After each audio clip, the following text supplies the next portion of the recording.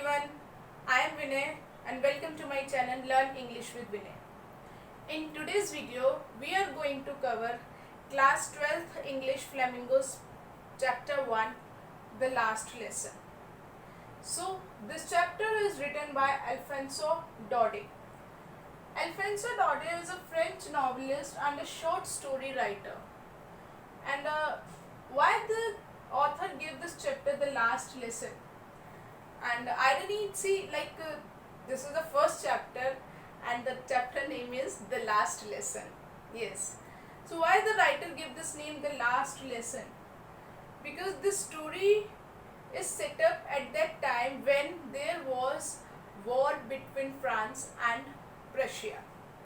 In 1870 to 1871, there was Franco-Prussian war. Okay. And in that war, Prussia has won and this France was defeated by Prussian.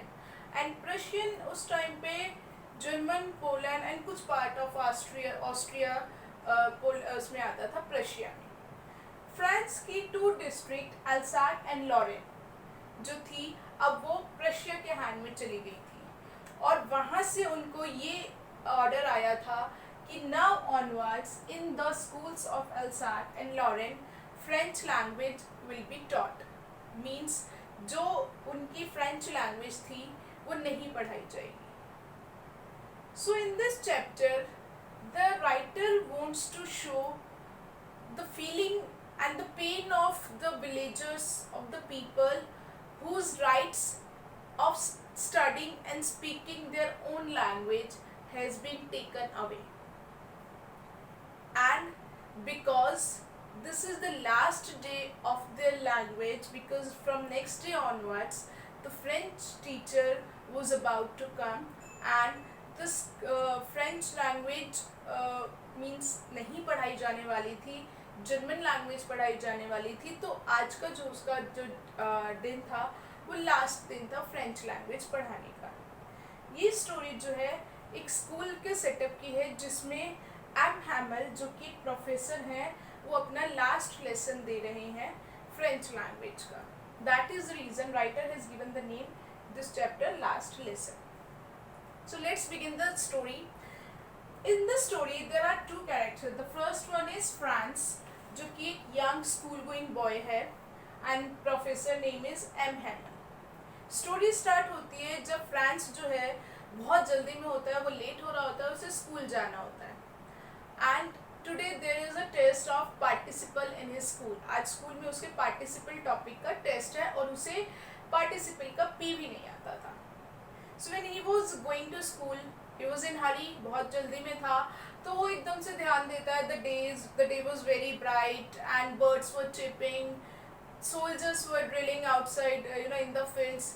तो उसका मन किया इतनी सारी चीज़ें अच्छी देखी कि आज स्कूल से जो है बंक मार लेता हूँ. तो बट उसे लगा कि नहीं, स्कूल तो जाना ही है. तो वो जल्दी जल्दी स्कूल की तरफ जा रहा होता है. तो रास्ते में in the middle of the town there was a bulletin board. एक बुलेटिन बोर्ड होता है जिस पर कि सभी जो गवर्नमेंट की तरफ से जो ऑर्डर्स आते हैं वो उस बुलेटिन बोर्ड पे लगाए जाते हैं. It's a kind of notice board.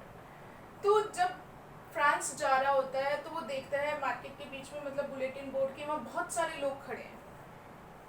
अचानक से उसके माइंड में आता है क्योंकि पिछले 2 सालों से जो भी बैड न्यूज़ थी वो इस बुलेटिन बोर्ड के थ्रू ही उन तक पहुंचाई जा रही थी. तो अब फ्रांस को लगता है कि नाउ व्हाट, अब कौन सी बुरी खबर आ गई है. But because he was getting late for the school he didn't bother to see that bulletin board. He was just rushing. Then only there was a guy name वॉस्टर.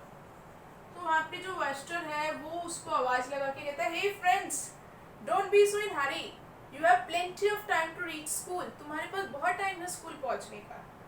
लेकिन फ्रांस ने उसको ज़्यादा इंटरेस्ट नहीं दिखाया, इग्नोर किया, फटाफट से school की तरफ गया. अब जब वो स्कूल पहुंचा तो यूजुअली स्कूल में क्या होता है, बहुत शोर आता है सुबह के टाइम पर. स्कूल में बच्चों की आवाज़ें आ रही होती है, डेस्क की आवाज़ें होती है, टीचर के बोलने की आवाज़ें होती है जो कि गली के बाहर से ही सुनाई देती थी.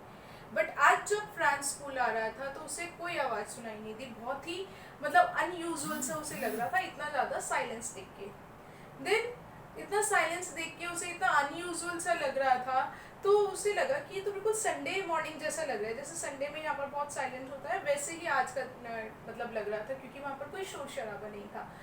तो वो आगे पहुँचता है और विंडो में से जो है पीप करके देखता है, तो उसे दिखता है कि स्टूडेंट्स जो है वो सारे बैठे हुए हैं। एम हैमिल जो टीचर है वो आयरन रॉड अपनी आर्म में रखकर क्लास में घूम रहे हैं। तो वो जो है थोड़ा सा नर्वस, थोड़ा सा फ्राइटेंड, डरा हुआ क्लास में जाता है। यूजुअली इतने शोर में वो चुपचाप से जब भी लेट होता है वो क्लास में जाके बैठ जाता है अननोटिसिंगली, किसी को पता नहीं चलता। लेकिन आज क्योंकि क्लास में बहुत ज़्यादा साइलेंट था, तो वो जब वहाँ पे पहुँचा तो एम हैमिल ने उन्हें बहुत ही मतलब प्यार से उसे अंदर बुलाया। उसने कहा, आ जाओ फ्रेंड्स बैठो, आज तो हम क्लास तुम्हारे बिना ही स्टार्ट करने वाले थे।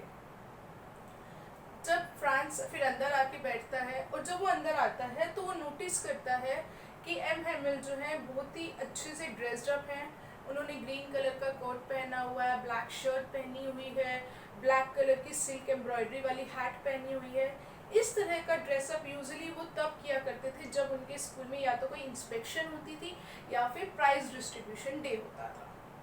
तो फ्रांस को लगा आज ऐसे क्यों ड्रेस्ड अप है एम हैमिल। फिर फ्रांस ने नोटिस किया कि उनकी क्लास के जो बैक बेंचेस हुआ करते, यूजुअली जो एम्प्टी हुआ करते थे, आज उस पर उनके विलेज के बड़े बड़े लोग बैठे हुए हैं, जो ओल्ड एज पीपल वहाँ पर बैठे हुए हैं। तो फ्रांस को ये भी बहुत अजीब लगा कि ये लोग आज क्यों बैठे हैं यहाँ पर। और उन्हीं के गांव के एक बड़े बुजुर्ग जिनका नाम हॉसर था, वो जो है अपने साथ एक प्राइमर बुक जो है फ्रांस की, प्राइमर जैसे इंग्लिश में डिक्शनरी होती है वैसे फ्रांस में प्राइमर बुक होती है, वो उनके हाथ में थी। तो फ्रांस को ये सब थोड़ा सा अजीब लगा, बट फिर वो अपनी सीट पे बैठा होता है। तब एम हैमिल बोलना स्टार्ट करते हैं और एम हैमिल बताते हैं that there was an order from Berlin that from now onwards German will be taught in the school, and because tomorrow German teacher will come, so today is the last lesson of French language. जैसे ही ये बात सब सुनते हैं, France सुनता है, तो these words were like thunder clap for him. एकदम से वो इतना ज़्यादा शॉक हो जाता है कि अब से उनको फ्रेंच लैंग्वेज नहीं पढ़ाई जाएगी। और ये सब चीज़ें जब उसे मतलब सुनाई देती है, जो ये सब चीज़ें सुनता है, ये बातें सुनता है कि हाँ उनको फ्रेंच लैंग्वेज अब नहीं पढ़ने को मिलेगी और उन्हें जर्मन सिखाई जाएगी, तो वो बहुत ज़्यादा मतलब सॉरी फील करता है कि उसने अभी तक अपनी लैंग्वेज को इतनी इम्पोर्टेंस नहीं दी थी। अभी तक वो अपनी लैंग्वेज नहीं पढ़ रहा था, उसने मतलब सीरियस नहीं लिया था पढ़ाई को, तो वो सॉरी फील करता है। वो जैसे ही एम हैमिल बोलते हैं ये चीज़ें, तो वो एकदम से भूल जाता है कि एम हैमिल उन्हें कितना डांटा करते थे, कितना मारते थे, कितना क्रूअली मतलब उनसे बिहेव किया करते थे, ये सारी चीज़ें वो भूल जाता है एकदम से। और तभी उसको ये रियलाइज़ होता है कि okay that was why bulletin board के आसपास इतना ज़्यादा भीड़ थी, कि वहाँ पर यही न्यूज़ लग रही होगी। उन्हें अब उसे समझ में आता है दैट इज़ द रीज़न कि एम हैमिल इतने अच्छे से ड्रेस्ड अप हैं, और शायद यही रीज़न है कि जो हमारे गांव के जो लोग हैं वो यहाँ पर क्लास में आए हैं टू पे ट्रिब्यूट टू देयर लैंग्वेज। और एम हैमिल की यहाँ पर 40 इयर्स की जो सर्विस थी उनको थैंक्स बोलने के लिए आए हैं, और अपनी लैंग्वेज को रिस्पेक्ट देने के लिए, ट्रिब्यूट देने के लिए वो यहाँ पर आए हुए थे। अब एम हैमिल अपनी क्लास लेना स्टार्ट करते हैं। वो फ्रांस को खड़ा करते हैं, उनसे सुनते हैं participle, and as usual Franz नहीं बोल पाता, उसकी कुछ प्रिपरेशन नहीं थी और वो नहीं बोल पाता बिल्कुल। एम हैमिल उसे बिल्कुल नहीं डांटते, इनफैक्ट वो उसे कहते हैं कि this is not your fault, actual में तुमने पढ़ाई नहीं करी, उसके पीछे जो है जो फॉल्ट है सिर्फ तुम्हारा नहीं है, this is the fault of your parents as well as it is my fault. अब वो बताते हैं कि तुम्हारे पेरेंट्स जो कि कभी सीरियस नहीं हुए पढ़ाई को लेकर, कभी उन्होंने तुम्हें पढ़ने के लिए नहीं कहा, वो शुरू से ही चाहते थे कि तुम जो है एक फर्म में काम करो, थोड़े से पैसे कमा लो। और मैंने अपनी ड्यूटीज़ को नेग्लेक्ट किया। Many time I used to give you holidays because I wanted to go for fishing. जब भी मुझे फिशिंग के लिए जाना होता था मैं आप लोगों की छुट्टी कर देता था, या sometimes I usually send you all to watering the garden, मेरे गार्डन को पानी देने के लिए मैं तुम्हें बोल दिया कर देता था। तो इस तरह से उन्होंने अपने आप को और उसके पेरेंट्स को जो था ब्लेम किया उसके ना सुनाने पर, उसकी पढ़ाई में लूज होने पर। Now he taught them grammar and writing section, and after that उन्होंने आगे उन्हें पढ़ाना शुरू किया हिस्ट्री। और तो उन्होंने क्या किया, उन्होंने एक मतलब नोटबुक्स ले रखी थी पहले से ही, जिस पे उन्होंने बहुत बड़ा बड़ा जो था अल्सैक फ्रांस लिख दिया था।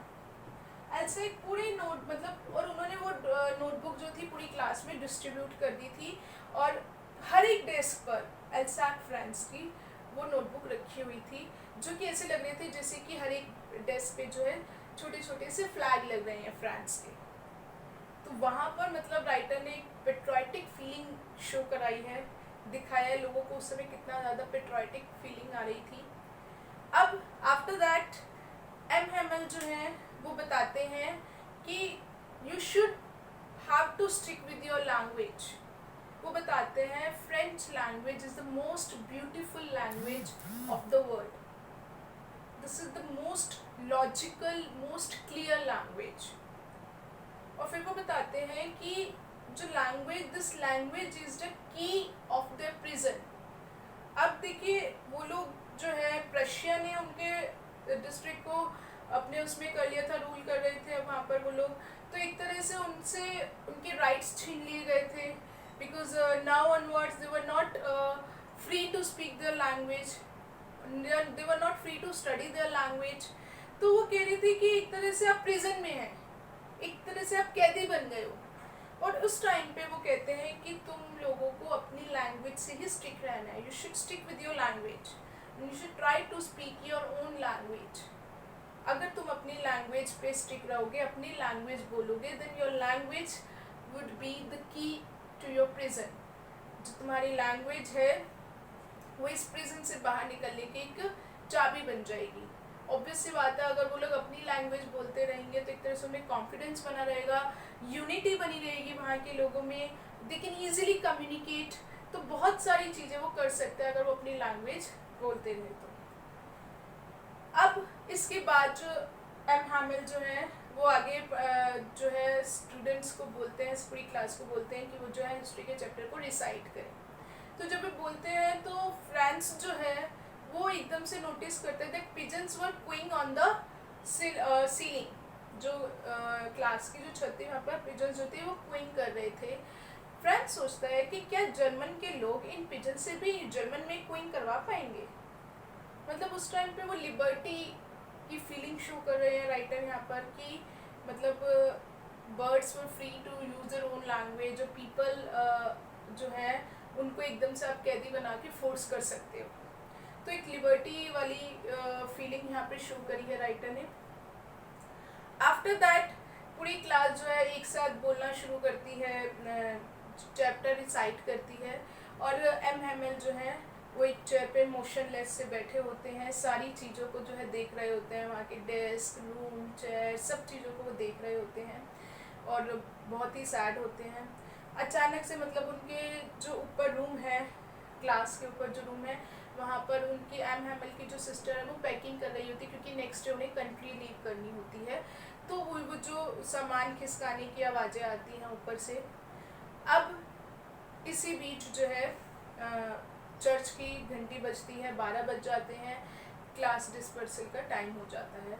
एम हैमिल अपनी चेयर से खड़े होते हैं, he was about to speak but उनका जो थॉट है, उनका जो गला बहुत ज़्यादा चौक हो जाता है, वो इतने इमोशनल हो जाते हैं, इतने बहुत ज़्यादा इमोशन मतलब उनमें आ जाते हैं that he was not able to speak, he couldn't speak even a single word. इतना ज़्यादा मतलब उनका गला चौक हो जाता है।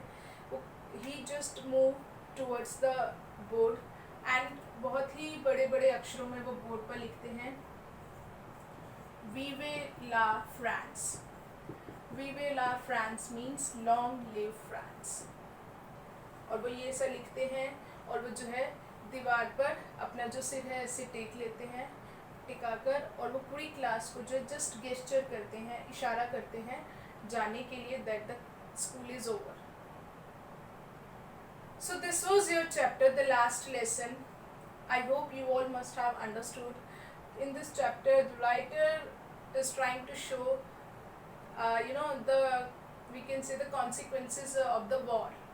कि किस तरह से वॉर के बाद जो उन्होंने इस चैप्टर में दिखाया, the pain of the people after losing their own language, जो उनका पेन है वो शो कराया, पेट्रोटिक फीलिंग शो कर रहे हैं writer. So this is your chapter student. Thanks for watching this.